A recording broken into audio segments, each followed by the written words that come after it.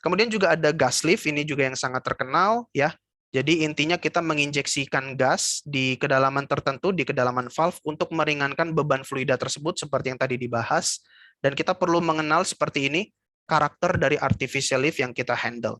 Berapa dia bisa dipasang pada kedalaman berapa dan berapa volume fluida yang dia mampu handle. Misalnya di sini dia mampu mengangkat sampai 30.000 ya. Jadi cukup bagus kalau kita ingin produksinya tinggi. Nah, ini prinsipnya. Jadi intinya kita menginjekkan seperti ini, ada fluida dari reservoir, kemudian kita injeksikan gas. Gas bertemu dengan fluida reservoir, maka beban dari fluida reservoir itu semakin ringan karena ada gas. Dan karena bebannya ringan, tekanan reservoir mampu mengangkat fluida tersebut ke permukaan supaya produksi terjadi. Ya, seperti itu operating principle dari gas lift. Dan dari sistem itu misalnya seperti ini ya, teman-teman. Kita punya sumur produksi, ya sumur produksi seperti ini, dia menghasilkan produced fluid. Ya, dia menghasilkan fluida produksi yang mana merupakan campuran dari liquid dan gas, oil, water, dan gas. Kemudian masuk ke production manifold, dipisahkan di separator, ya. Oilnya disimpan ke dalam tangki, waternya itu boleh diinjek balik ke dalam water injection, gasnya akan diproses, ya akan diproses, dibersihkan, dimurnikan, dan dia akan dikompres balik oleh kompresor. Ya, bertekanan tinggi dia kemudian dialirkan untuk menjadi gas injeksi. Ya, gas injeksi, kemudian di sini ada namanya injection gas manifold, dia akan didistribute ke sumur-sumur yang membutuhkan gas lift seperti sumur ini misalnya. Ya, jadi gasnya di sini akan diinjeksikan ke dalam casing, ke dalam anulus untuk mensuplai gas injeksi untuk sumur gas lift. Jadi seperti itu. Nah, ada beberapa tipe gas lift valve.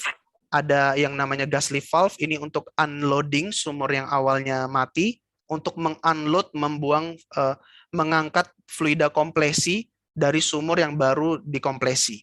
Kemudian ada orifice valve, ini biasanya dijadikan final gas injection valve ya, karena dia akan continue untuk memberikan gas, melewatkan gas ya ke dalam tubing sehingga continue injection bisa dilakukan. Ada dummy valve, ini tidak ada lubang sama sekali, dia hanya untuk menutup dudukan pada manrel sehingga pada kedalaman gas lift valve tersebut gasnya diblokir ya, supaya menutup saja, ini kita pakai dummy valve. Nah, seperti ini gas lift injection valve, ada yang sistemnya IPO, dia terbuka dan menutupnya itu sangat ditentukan oleh tekanan casing. Ya, jadi di sini ada tekanan gas dari casing atau dari anulus, tekanan gas lift injection gas kita gitu ya.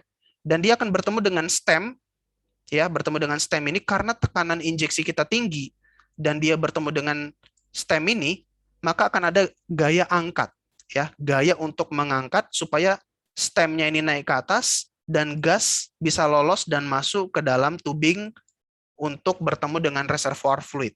Ya, jadi sangat ditentukan oleh tekanan dari casing kita atau tekanan injeksi kita, dan dia akan mengangkat stem dari gas lift valve supaya keangkat dan gas bisa lolos. Oke, tapi ada juga PPO atau production pressure operated, di mana kekuatan untuk mengangkat stem ini, ya, mengangkat stem ini majority berasal dari fluida dalam tubing. Ya, jadi fluida dalam tubing bertemu dengan body stem, ya, dia bertemu dengan cross sectional area yang lebih besar, ya, pressure dari tubing bertemu dengan body stem, akan ada gaya angkat, sementara gas dari casing, injection gas itu berkontribusi sedikit untuk mengangkat di bagian port ini. Jadi dia bertemu dengan area yang lebih kecil sehingga gaya angkat dari tekanan casing itu lebih sedikit. Majority berasal dari production pressure dalam tubing yang berkontak dengan area yang lebih besar. Nah, jadi ada PPO, ada IPO, ini yang engineer perlu pilih mana yang paling cocok untuk sumur kita. Nah, ini adalah proses unloading valve di mana nanti engineer menentukan di titik pada kedalaman berapa saya ingin memasang injection valve saya untuk unloading. Jadi saya nggak akan membahas terlalu mendalam, teman-teman bisa mempelajari lebih dalam di kelas gitu ya. Jadi kita tentukan dulu gradien fluidanya seperti yang tadi saya tunjukkan, flowing gradiennya di mana. Kemudian kita buat lagi flowing gradient kalau sudah ditambah gas lift seperti apa. Nah, kemudian saya pasang gas lift pertama di kedalaman sini, ya. Pasang lagi gas lift kedua di kedalaman sini.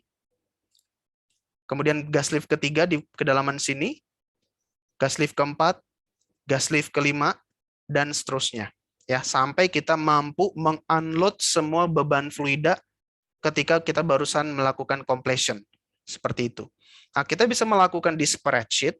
Oke, kita bisa melakukan gas lift design di spreadsheet, tapi bisa juga di software, misalnya di software Prosper yang saya lakukan di sini, cukup mudah panduannya, tinggal kita baca di manualnya, kita masukkan desain input kita ingin maksimum liquid rate saya berapa, gitu ya. Kemudian saya ingin wellhead pressure saya berapa, saya punya operating injection pressure dari station berapa, kita masukkan semua, kemudian kita pilih valve yang kita punya stoknya, ya. Pasti nanti di lapangan kita punya stok valve.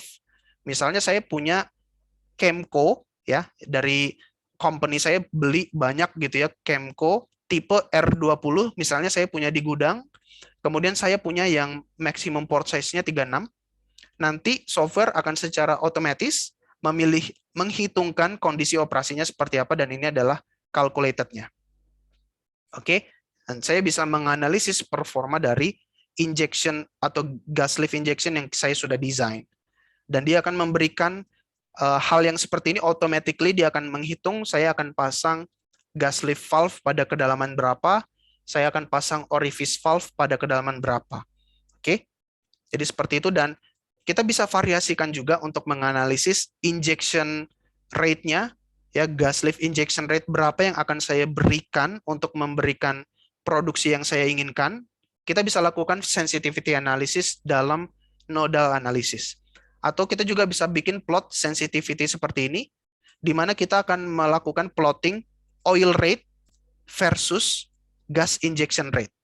Nah, tidak selalu kita meningkatkan gas injection rate, artinya oil rate kita makin tinggi. Enggak juga. Seperti ini terjadi.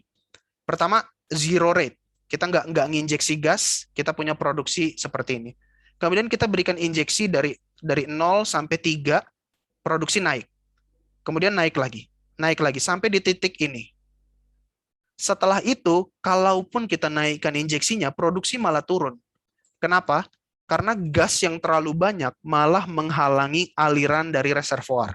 Dia malah memberikan back pressure, sehingga kebanyakan gas pun produksi malah turun. Jadi sebagai engineer, kita akan pilih, saya akan memilih injeksi di sini saja. Mungkin sekitar 4 million standard cubic feet per day. Atau mungkin di sini. Inilah namanya optimasi gas lift. Pada level sumuran di mana kita memilih injection rate-nya berapa supaya saya dapat produksi yang optimum. Tapi kita juga harus melakukan analisis secara network, tidak cuma di satu sumur, ya. Kenapa? Karena supply gasnya itu diberikan di sistem, tidak hanya di satu sumur. Dia diberikan kepada sistem, kepada network, sehingga kita harus melakukan network optimization juga. Dan itu tentu saja harus dipandu oleh software, ya. Kita melakukan optimisasi berapa saya harus mendistribusi gas saya ke sumur 1, 2, 3, 4 untuk memberikan produksi setinggi-tingginya. Oke, itu adalah teknik optimisasi dan kita lakukan di software. Oke, itu juga penting dan menarik kalau teman-teman ingin jadikan topik, let's say topik skripsi seperti itu. Dan lagi pros and cons, ya. Bagusnya, advantage-nya untuk gas lift adalah dia fleksibel untuk kita optimisasi produksi, tinggal kita ubah-ubah aja gas injection rate-nya. Kemudian valve itu bisa dicabut dengan mudah dengan menggunakan wireline unit, dan dia mampu menghandle fluida yang punya pasir, ya. Dan ini lemah kalau untuk pompa.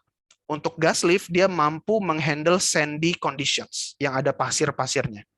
Tapi disadvantage-nya adalah kita butuh kompresor, kita butuh supply gas yang belum tentu semua lapangan punya.